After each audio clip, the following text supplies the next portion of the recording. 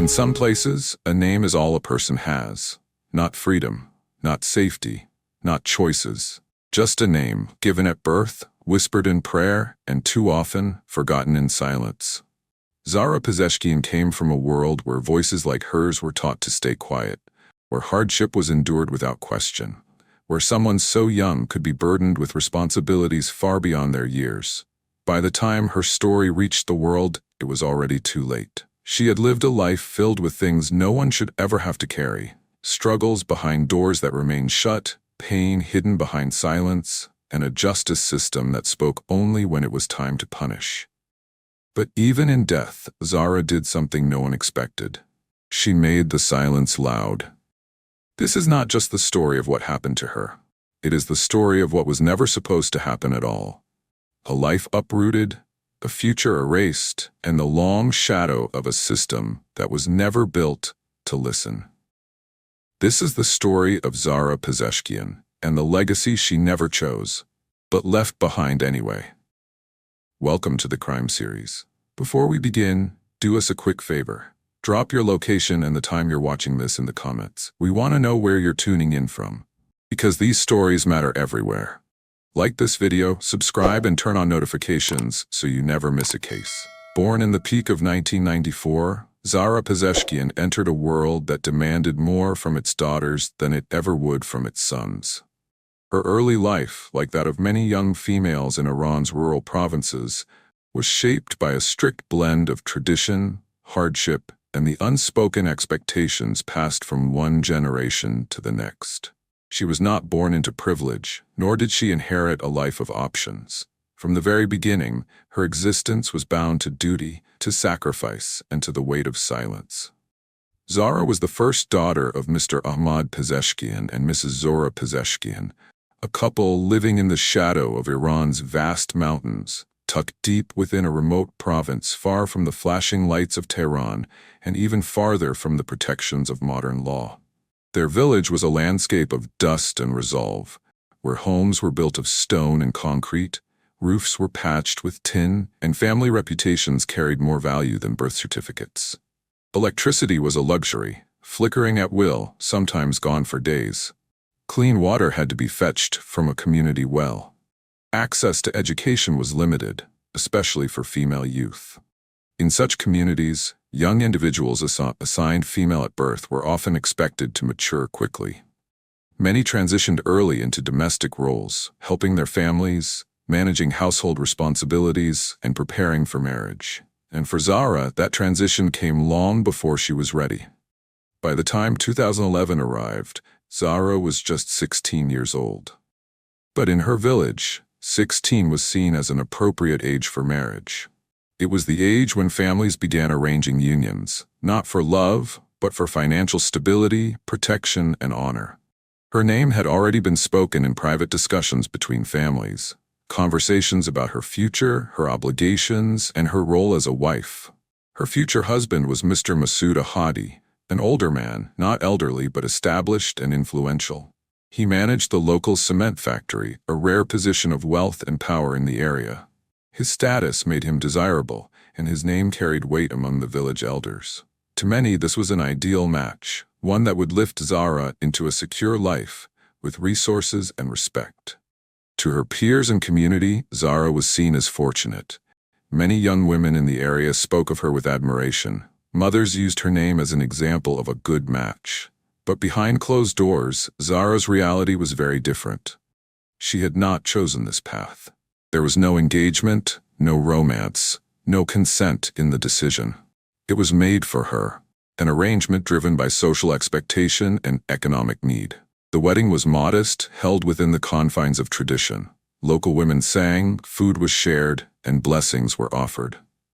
From the moment she entered her marriage, Zahra Pezeshkian found herself trapped in a life that bore little resemblance to the promises of tradition or the safety that marriage was supposed to offer.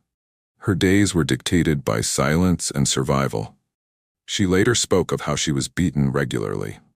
Her husband, Masoud Ahadi, was, by her account, a man of sudden rage and unchecked power.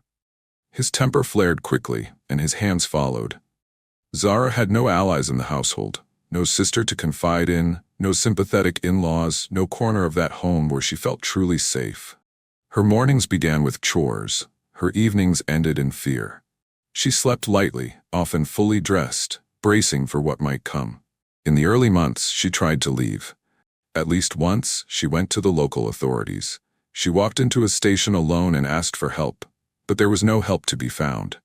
Her bruises were dismissed, her story was questioned, and her age, just 16, was not seen as a reason for compassion. Instead, it became a reason to send her back. A wife belonged in her husband's home. That was the only narrative that mattered. In the eyes of the police, Masood was her guardian, her protector, even when he was the one causing harm. She was told to return home, to be obedient, to endure. The message was clear. In matters of the household, no one would interfere. Zahra's world was shrinking. She had no phone, no money, no safe place to turn. The walls of her home became a prison of custom, and every plea for help fell into silence. As weeks became months, her presence in the village faded. But her story held more than just silence and fear. She was also subjected to repeated sexual assaults, acts of violation not just by Masood, but also by his brother, Ghulam Ahadi. Yet she was helpless. She has reported, yet nothing was done. In Iran, as in many countries, there is no clear legal definition or recognition of sexual assault within marriage. Laws on domestic abuse have long been debated, but meaningful protections remain largely absent, especially in rural regions, where tribal customs often override formal statutes. Then came the morning that changed everything. In the early hours of an otherwise quiet day, the police were called to a modest home. Inside, they found the body of Masood Ahadi. He had been killed in the night. There were no signs of a break-in. No neighbors had heard shouting. No witnesses had come forward. The weapon, a kitchen knife, had been left behind, wiped once, but not concealed. News of the killing spread quickly. In a town where everyone knew everyone, the idea that a young woman had allegedly ended the life of her husband was beyond shocking. Zahra was arrested within hours. When questioned by police, she confessed. She said she had done it herself.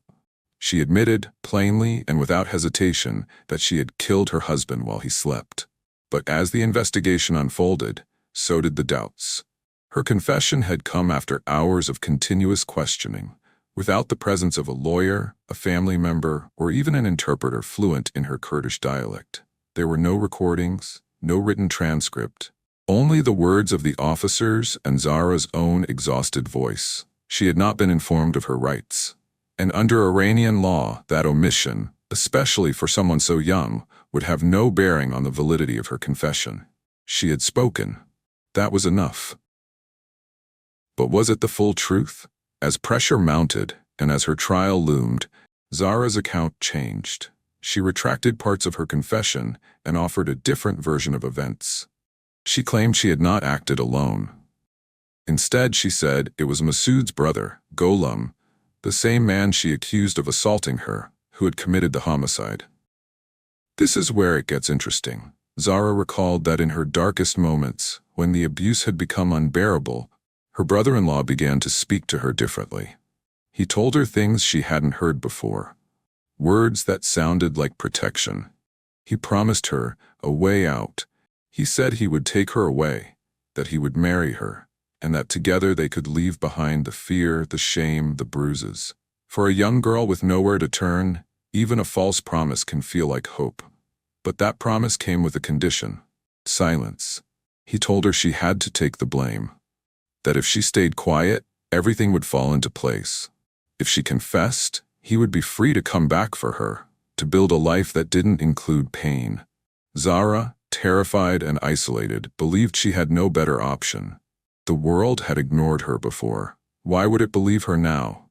According to Zahra, he had promised to marry her afterward, to take her away from the pain and abuse she had suffered. But he demanded her silence, and in her fear, she obeyed. But by then, the machinery of justice had already begun to turn. Zahra's retraction would carry little weight. Her initial confession, though made without legal counsel and under alleged duress, was treated as fact. And with it, the case advanced quickly. No forensic evidence was submitted to verify her new claims. The murder weapon was never conclusively linked to her. and the brother-in-law she accused was never investigated as a suspect. The system had made up its mind. Zahra was charged with murder. Under Iran's penal code, that meant qisas, retribution in kind. In other words, death. She was only a girl, too young to understand what just happened, what was happening, and what was about to happen to her. The case drew little attention at first. The village moved on. The court proceedings were brief. There was no mention of the years of domestic violence, no discussion of her mental health, no psychological evaluation, despite her age and circumstances. The fact that she was young, under international law, was not considered a factor. Zahra was transferred to Urmia Central Prison, one of the oldest and most overcrowded prisons in Iran. There, she waited for her day in court. Isolated, afraid, and surrounded by strangers, she entered the prison system as one of its youngest inmates on death row. For the next several years, Zahra would wait behind bars. Her fate, like many on death row in Iran, was a matter of time. Her appeals would be denied. Her voice, when raised, would go unheard. But outside those walls, a storm was beginning to form, one that would eventually bring her story into international focus. In those early days, Zahra still held hope. She thought someone might ask the right questions, that the truth would emerge, that a judge might listen, not just to what she said, but to how she said it. But justice, in her case, would not be a matter of truth. It would be a matter of timing, paperwork, and silence. Before we continue, take a moment to reflect on what you've heard so far. If you believe stories like Zahra's deserve to be heard, not buried, not ignored, please like this video and subscribe to the channel. Your support helps us uncover the truth, amplify unheard voices, and push for real change where it's needed most. These aren't just stories, they're reminders of what justice should look like. Now back to Zahra's story. The trial of Zahra Pezeshkian began in the cool, gray corridors of a provincial court in West Azerbaijan. It was a courtroom like many others.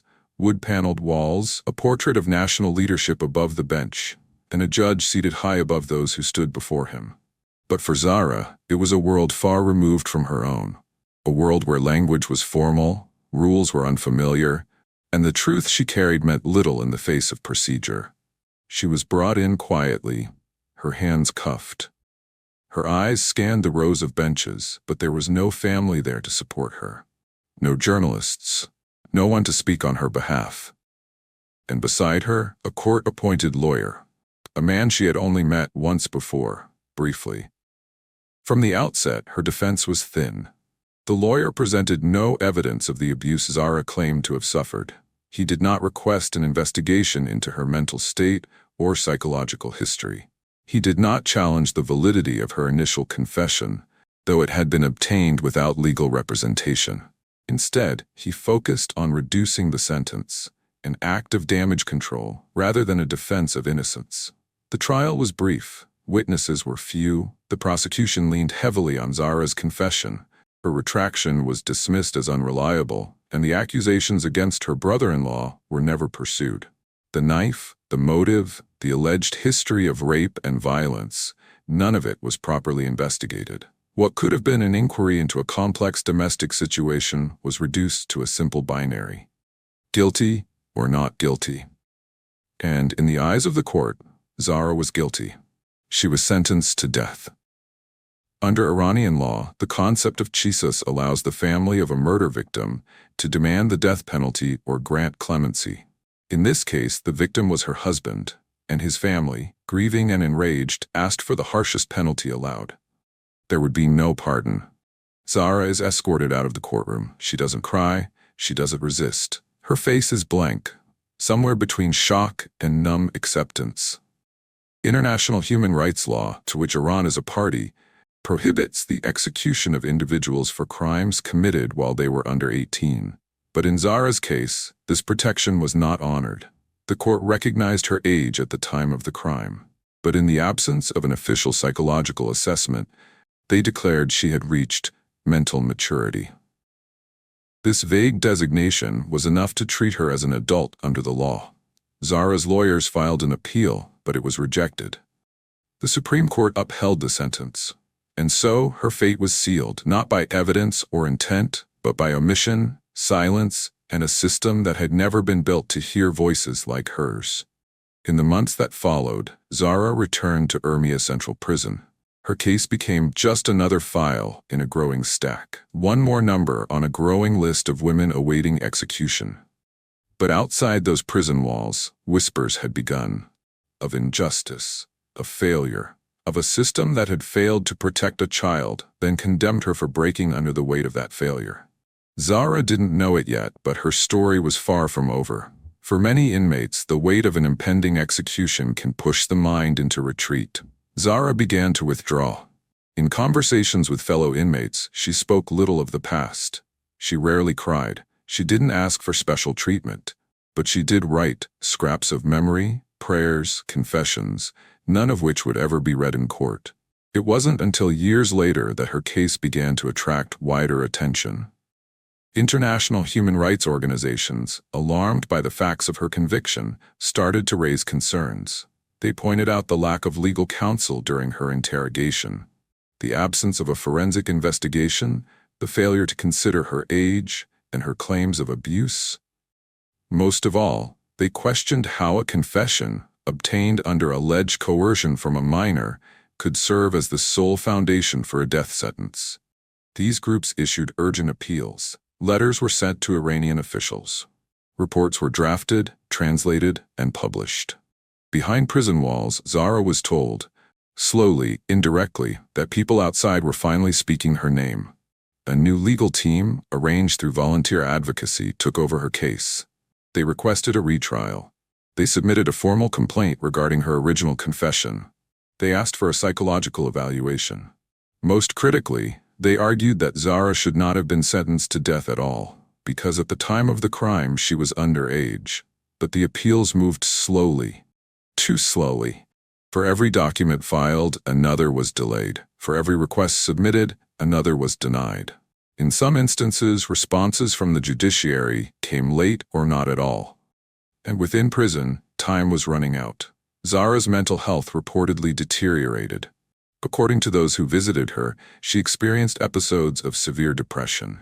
She stopped eating at times. She became increasingly quiet. In one moment of distress, she reportedly harmed herself. A cry, perhaps not for attention, but for acknowledgement.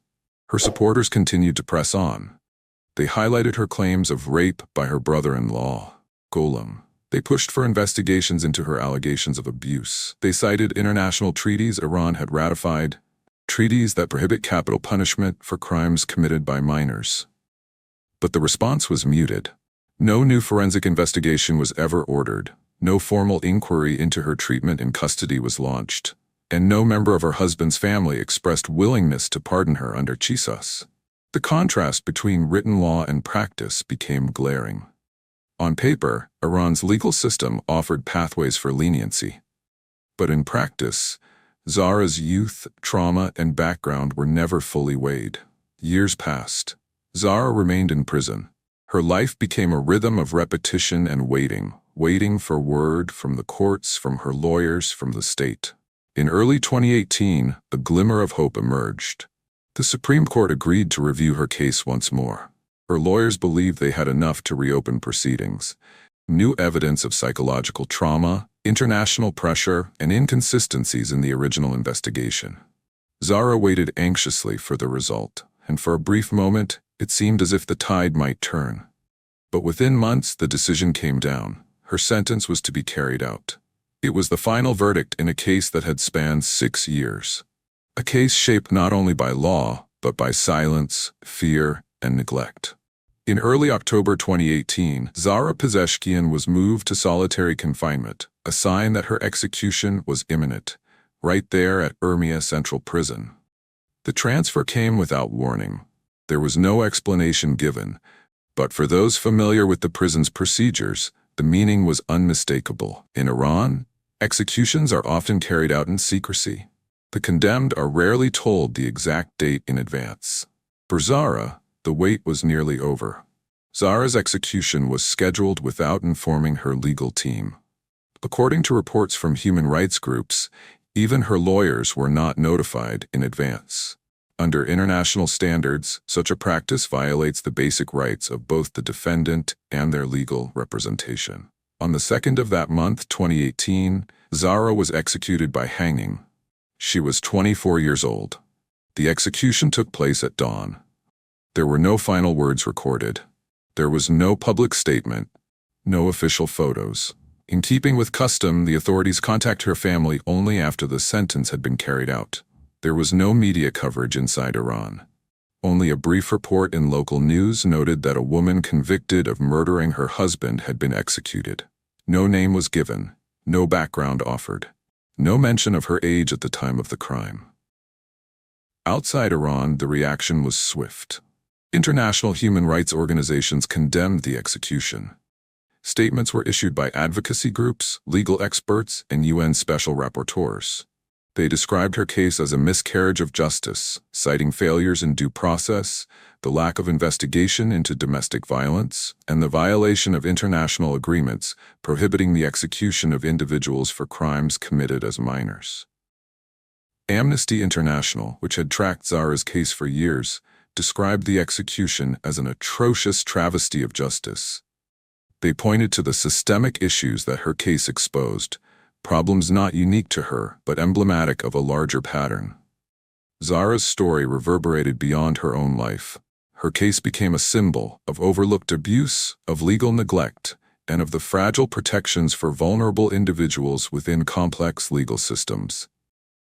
In the months following her execution, international pressure continued to mount on Iran to halt the use of the death penalty against juveniles. UN officials renewed calls for reform. Global media outlets published retrospectives on Zahra's life, piecing together her short and troubled journey from childhood to execution. But within Iran, official acknowledgement remained minimal. Zahra Pezeshkian's file was closed, her cell was reassigned, her name added to a list of completed cases. For many within the system, the story had reached its legal end. Her life, like so many others, unfolded at the intersection of law, culture, and circumstance. She was an underage bride, an alleged victim of repeated violence, a teenager held accountable in full for an act she later claimed was not hers to own. Whether guilty or innocent, her case serves as a lens into the lives of those whose voices are rarely heard and whose truths are buried beneath procedure. Her execution did not silence the questions. It amplified them. If this story moved you, if it made you question the systems we trust to protect the vulnerable, don't let it end here. Like, comment, and share this video to keep Zahra's voice alive. Subscribe to this channel to hear more untold stories that challenge injustice and reveal the human cost of silence. Because sometimes, remembering is the first step toward reform. And sometimes, one story can change how we see them all.